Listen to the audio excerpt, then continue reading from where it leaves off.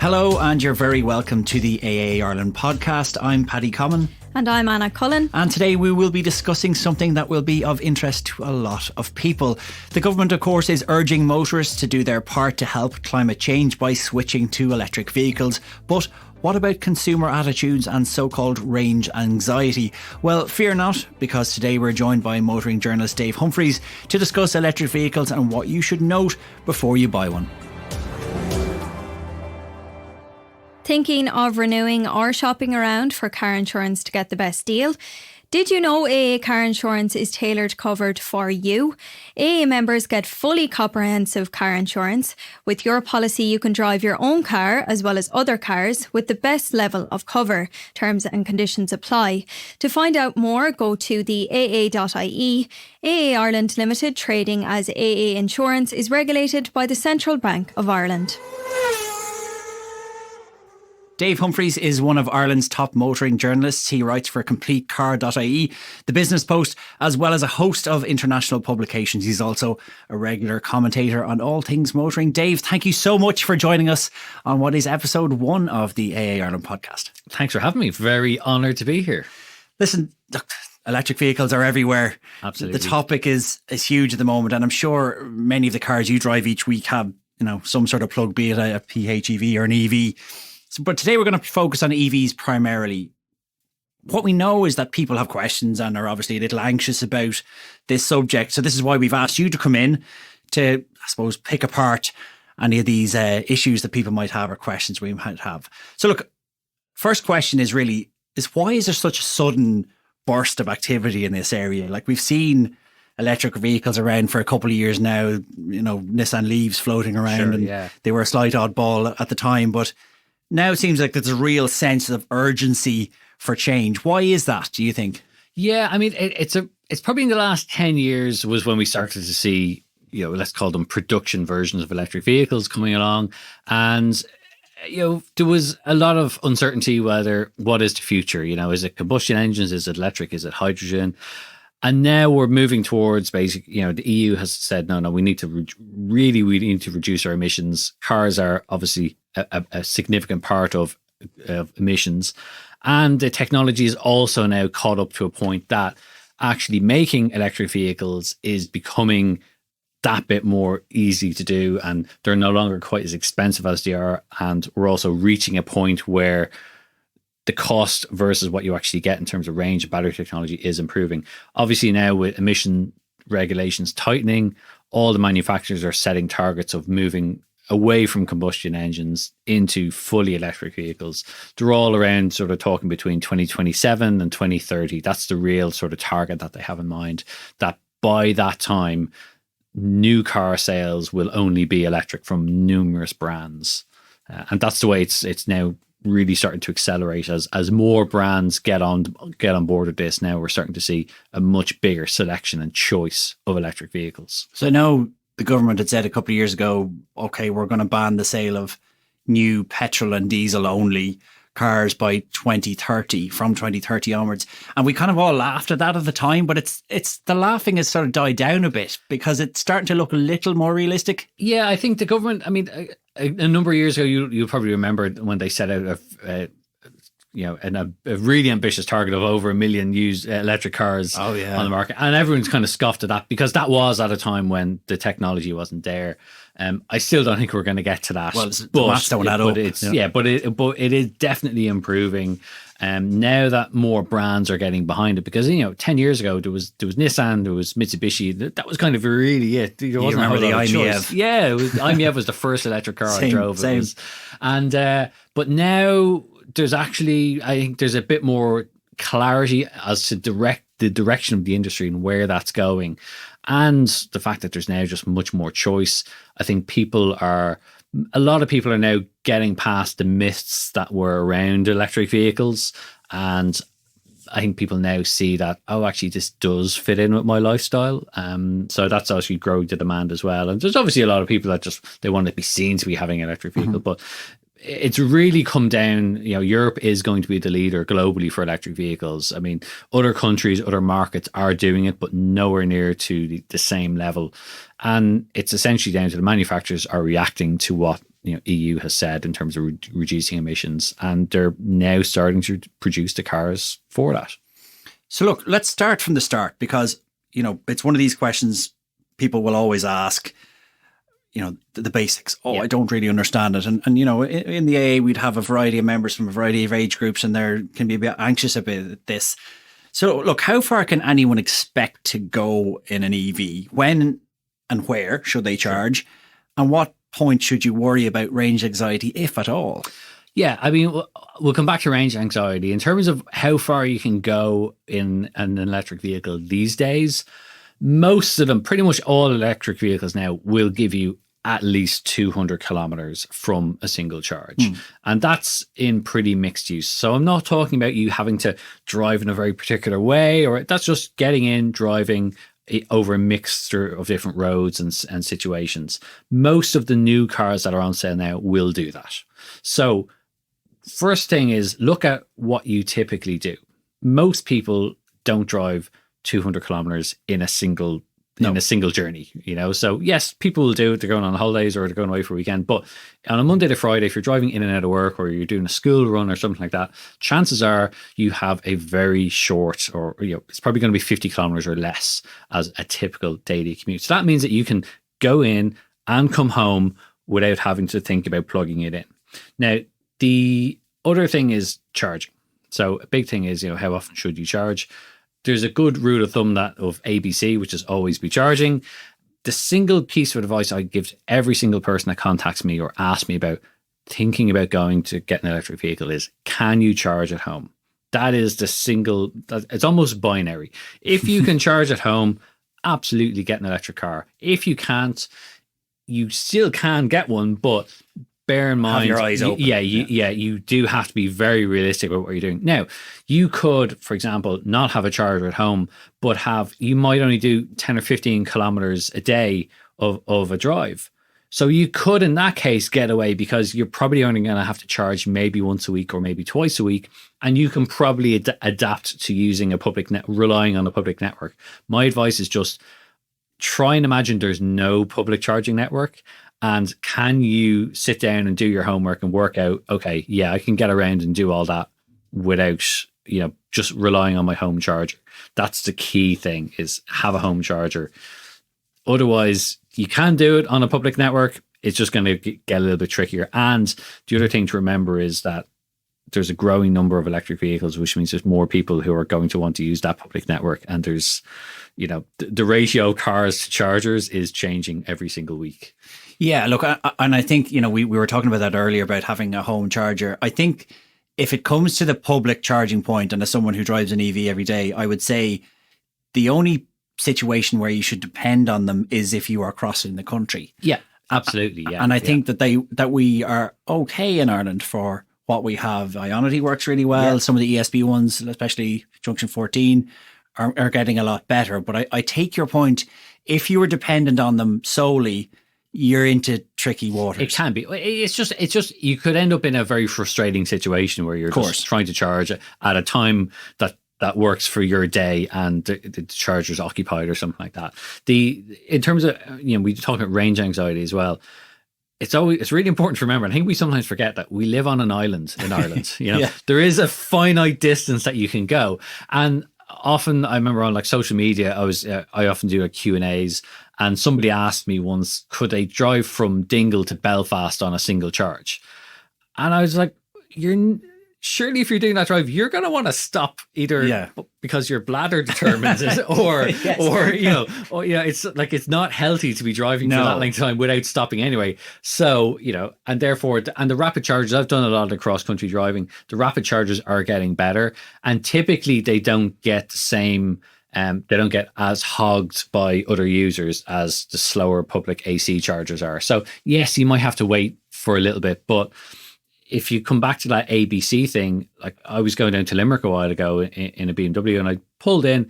I didn't have to charge, but I wanted to get a coffee and I wanted to stretch my legs. And I thought, the charger was free, was vacant. So I just plugged it in, and by the time I got in, got my coffee, looked at what the newspapers were saying, and then left again, I'd already added 15% more to the battery. But I think people, which it could have just been parked in the car park, but I may as well have topped it up while I was there. But you're right. I think there's an assumption people make is that they have to charge up fully. Oh yeah, absolutely. Whereas, as you said, and it's something that I've changed in my own behaviour, is that I might go to Ionity for 10 minutes. Yeah. On the way to Cork, and then 10 minutes on the way back, and that's done exactly what I need to do Dublin, Cork, Cork, Dublin. Yes. So yeah, look. So right, we've dealt with. Firstly, have you a home charging point? Yeah. Secondly, this argument about range anxiety, and we could have a whole separate podcast on that. But most people know what sort of distance they travel. People will often say, "But what if I want to go to Cork?" Like, how many times do you do that? Or twice a year? And this is a big thing as well, is there is a mindset change that's required. So yeah, like you said, people will ask me, "Oh, well, I drive to Kerry for my holidays," but why would you determine why you buy a car for 51 weeks of the year based on what one other week of the year does? It's like, if I often try and explain to people is, imagine you travel for work all the time, a couple of nights a week, and you're just doing one night in a hotel and then you're on the road and you're back. You wouldn't carry the huge family suitcase that you take on your bi-yearly holiday for an overnight stay. No. So, and it's the same kind of principle applies. So yeah, I think most people, the range anxiety thing really is not really an issue anymore in the majority of cases. So let's talk about the choice of electric vehicles. What's the cheapest point of entry? What are the best cars in your view through a variety of price points? Well, let's deal with the entry point first of all. So one of the cheapest electric cars you can get at the moment is an Opel Corsa E, just €27,300.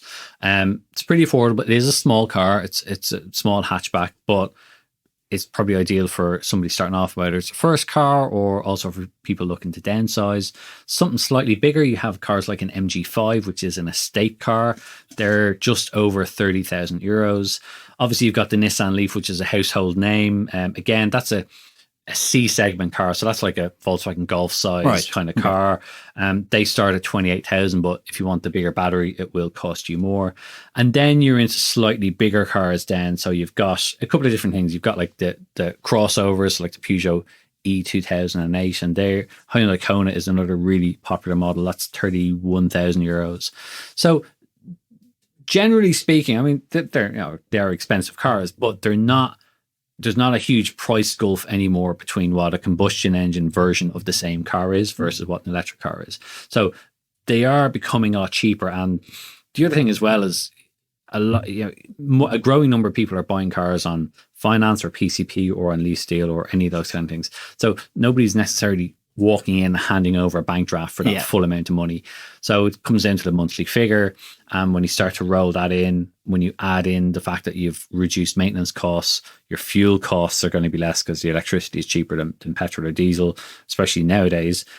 Your motor tax rates are lower. So yes, the upfront cost can still be a little bit more, but when you actually work that out over 3 years, say, you do end up saving quite a bit of money as well. So just to pick up on that, I guess, obviously we know that the prices you've quoted there are including government grants, and that can be up to, what is it now, €10,000 off the price. So yeah, these cars would be more expensive if there weren't the grants available. Absolutely, but look, at the end of the day, the customer's never going to see that. It's just the sticker price. The price is, the grants have been taken care of. It's all done. Yeah. So in terms of the running costs, is there an estimate about how much it costs to charge one at home, say, versus on the road? Yeah, I mean, obviously you've got various different household electricity tariffs that you can get. Some people, depending on what way their lifestyle is, they would rather use a night rate so they can switch over and have that. But then you do need to sort of do a little bit of looking around and research into what's going to suit you best.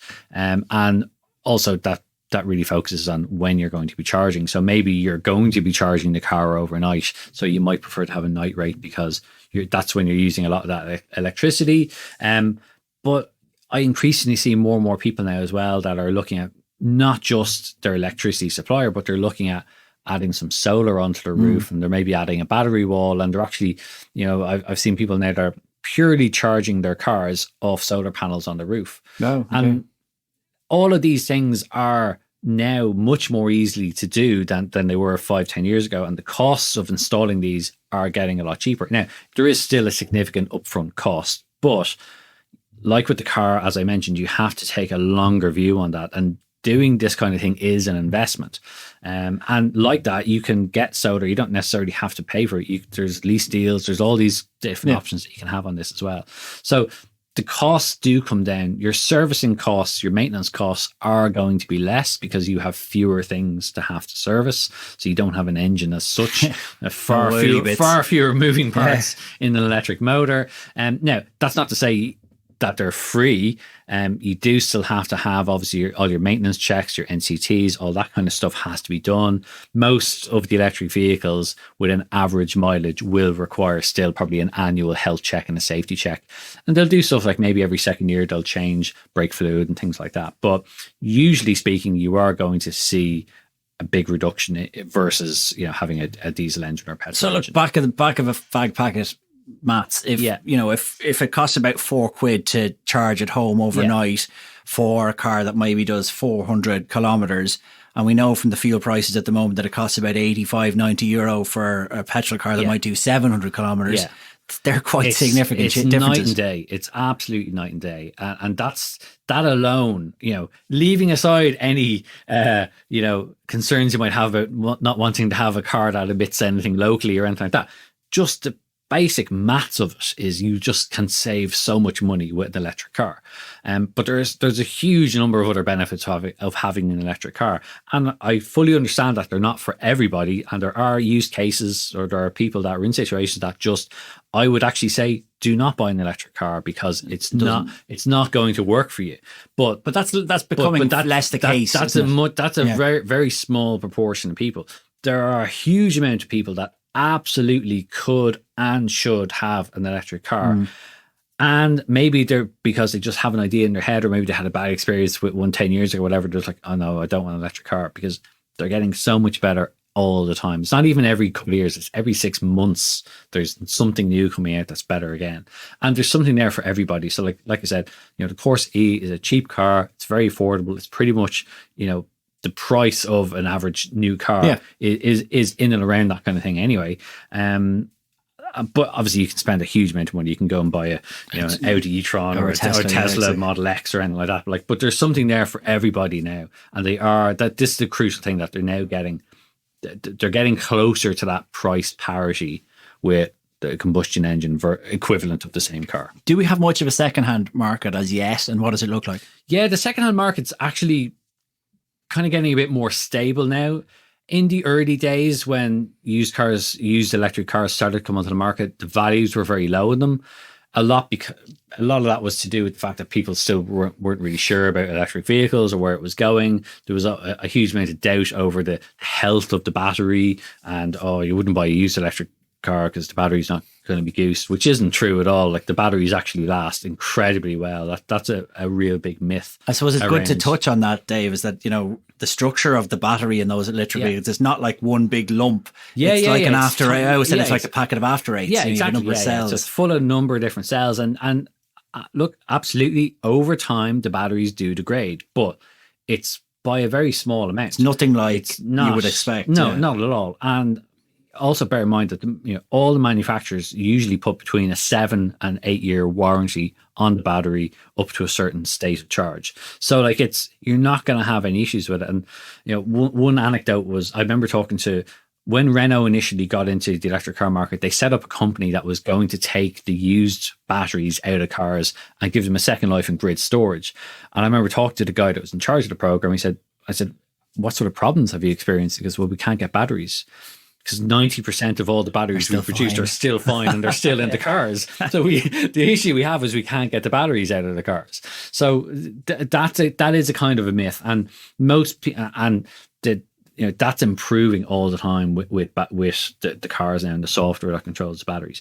The availability of the choice that's out in the market was always quite limited anyway, because you had a time when there were very few electric cars being sold. Therefore, there were fewer appearing back on the used market.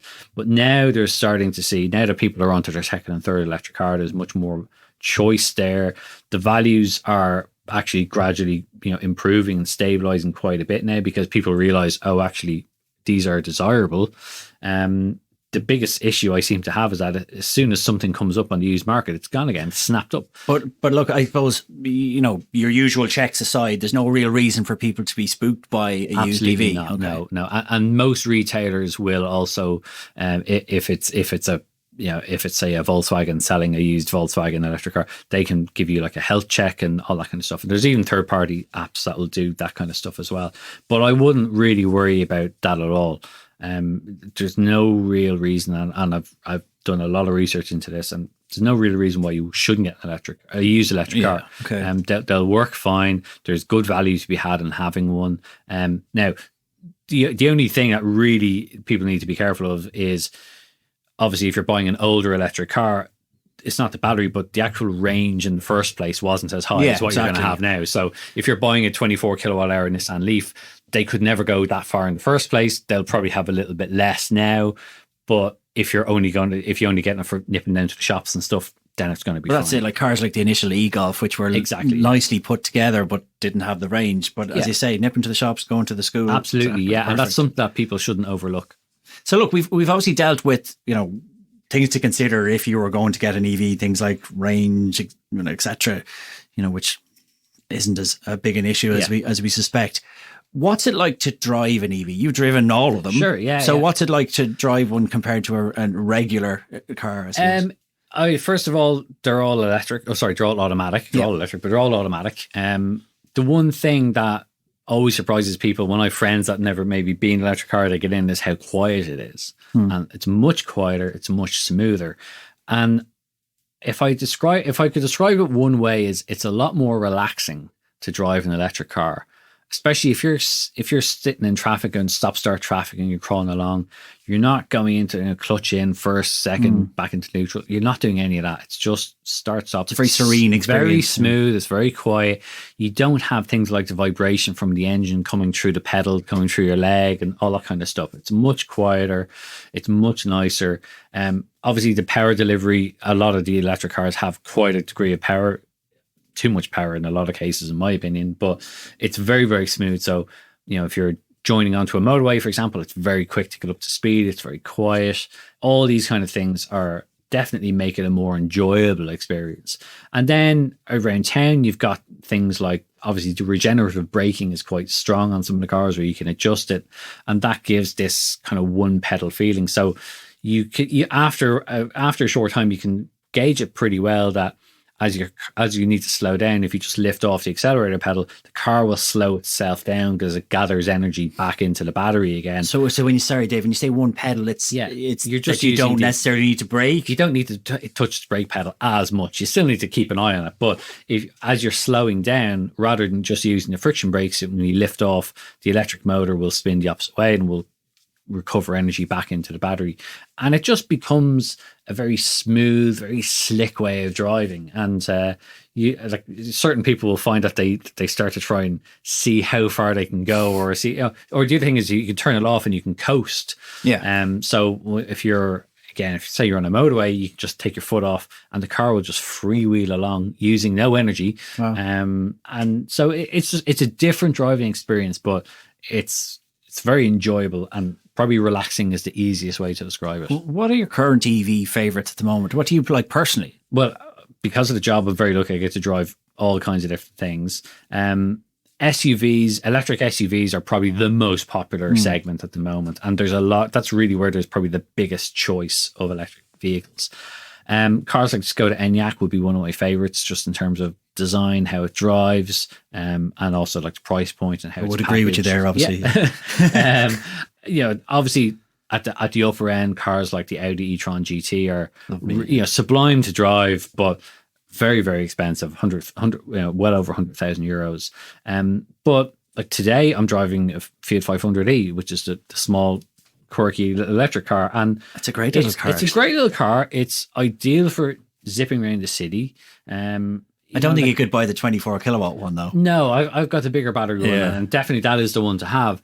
But I think as well that we have, especially in Ireland, unlike on European countries, that we have this kind of aversion to small cars, that we think, oh, you can't have a small car. And I couldn't think of a better car for today for coming in to record this, because it's super short, it's small, I can park it anywhere. Yeah. I get in, I arrive here at the same time. Like, there's no difference. Also, it's much more affordable. Now, yes, it does have a smaller battery, but the battery size in that car perfectly suits what my needs are. So it comes back to that argument earlier of why have this huge, buy the car with the biggest possible battery when you're just going to spend the time lugging around with I think that will settle down when people, I think people start to realize that, oh, I don't really need this. It's like when BMW launched the i3 first, they launched with a range extender, which was a small little generator, petrol generator that would ensure you wouldn't get stuck. And they just stopped selling it because nobody bought another one. Like they bought, people bought it first initially. And when it came to changing the car again, they realized, actually, I don't need this, because they just get used to it. What would you say to the argument that some buyers are saying that they're better off waiting because tech will get better, prices will come down? Is there any truth in that from your perspective? Look, tech is always getting better. It's go and buy anything else. Go and buy a laptop or a mobile phone 6 months later, something else that's bigger and better and all that kind of stuff. Right now, at the moment, we're at a really good point for electric vehicles. Does that mean in terms of grants as well? Well, yeah. I mean, when you take everything into account, so you've got the grant situation at the moment, which we don't, isn't going to last forever. Can't. And shouldn't last forever. You've got now the cars kind of hitting that price point of being largely affordable for a wide number of people. And you've got like the right sort of range, all the manufacturers are really getting on board with it now. Yes, there will probably be another big step in battery technology in a few years' time. But the thing with technology like this is when that comes along, it comes in at the premium level first, and then it filters down. So I would say I have no real issues with any electric car that's on sale right now in terms of it being fit for its purpose. Yeah, of course. So I don't think it's not like there's somebody still selling cathode ray television sets when everyone over here is selling flat screen OLED displays.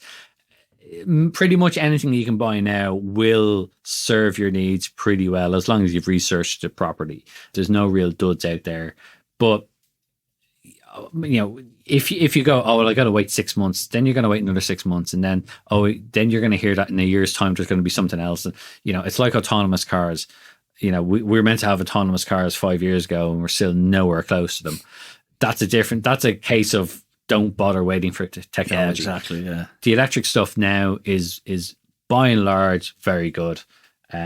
So I don't see any real reason why you should hold off if you're considering getting one now, other than maybe you're waiting for one particular model that's about to come out in 6 months' time or anything. But other than that, this is a perfectly good time. It's actually probably the best time to switch because you also have certain grants in place and things like that. Speaking of grants, we've heard news in the last days about a new taxi driver grant for EVs. Can you tell us just a little bit about that, please? Yeah, so we're obviously a really good way of helping decarbonize public transport would be taxis switching over to electric vehicles.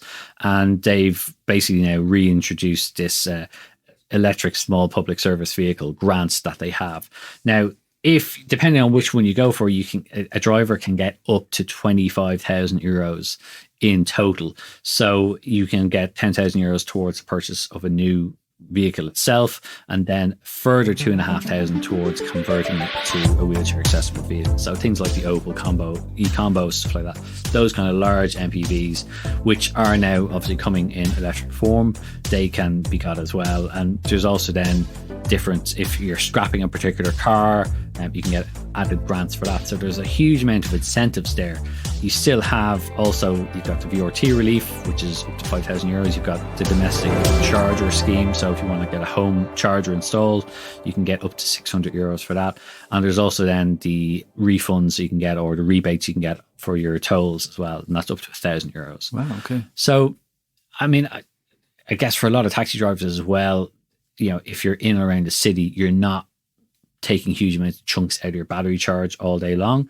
And they are also planning to build a number of additional taxi-only rapid chargers at key places, so like at train stations or I've seen them at Houston Station. Yeah, Houston Station. They already have at Dublin Airport. They probably will roll out more of those, so that taxis, while they're waiting in line, they can very quickly charge up their cars. And I think that's that's going to be a key part of getting more of them to do this. That they know they can pull in, get their charge fully done. But I've spoken to various taxi drivers that I've seen that have electric cars, and they typically say one charge, they'll have a full charge, they start their shift, and it'll do them for the day, pretty much for the day. Yeah. So, but it's a really good scheme.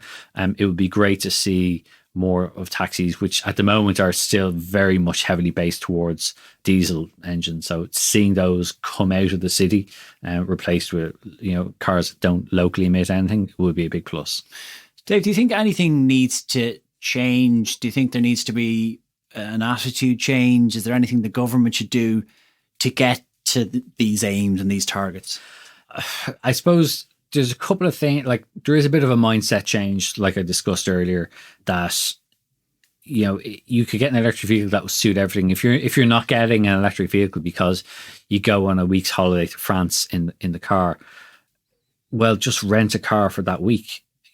Rent your diesel SUV for that week if you want. Like this is the thing that I think people need to just take a step back and reevaluate how they use their car, what they use their car for, and probably actually work out what their car is costing them, and then do a comparison to what electric car will cost them. And I think they'd probably be like, what you can save in a year is that family holiday for a week in France or whatever. Yeah. It's huge savings.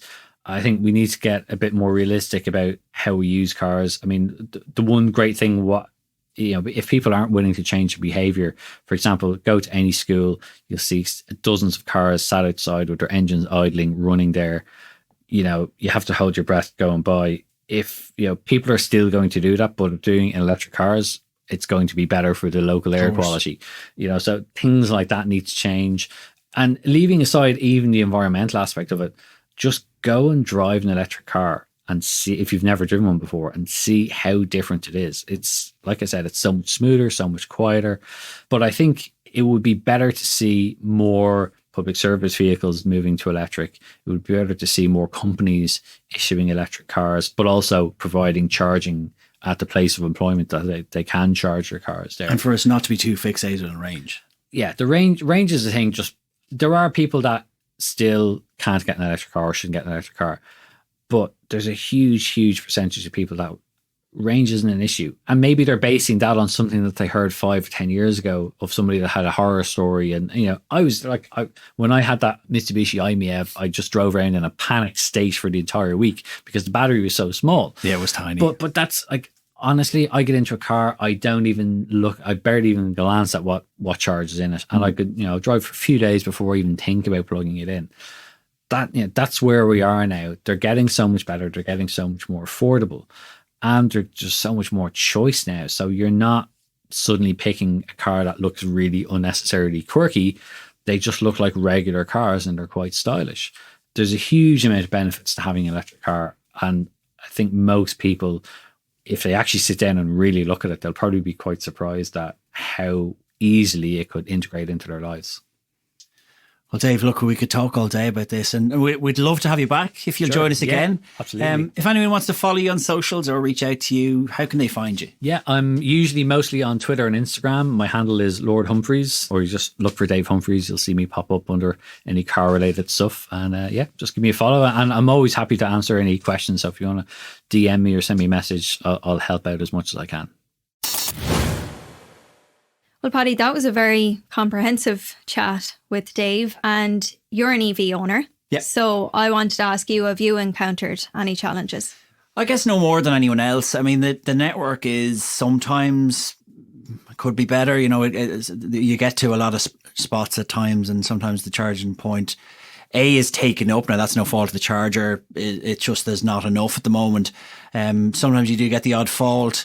And if you're crossing the country in particular, as I do, I found that there's still an issue with people parking in electric vehicle spots when they're in normal, petrol or diesel cars. That's the challenge. It really just is a period of adjustment, and certainly I don't think I would go back now, because as you can see from the cost of fuel and the increase in those costs, I know I can go from Cork and back for about €20, which is quite a lot less than in a petrol or diesel car. So, and of course you are doing your bit for the environment. We know it takes a little bit longer before those environmental credentials add up, but no, it certainly is the way forward. I wouldn't look back now at this stage. Great stuff. Well, that's our discussion about electric vehicles. You will find more on this topic over on the AA blog, www.theaa.ie/blog. And you will, of course, find us on Twitter, Instagram, YouTube, Facebook, and TikTok. Please subscribe to the podcast. And until next time, goodbye and be safe.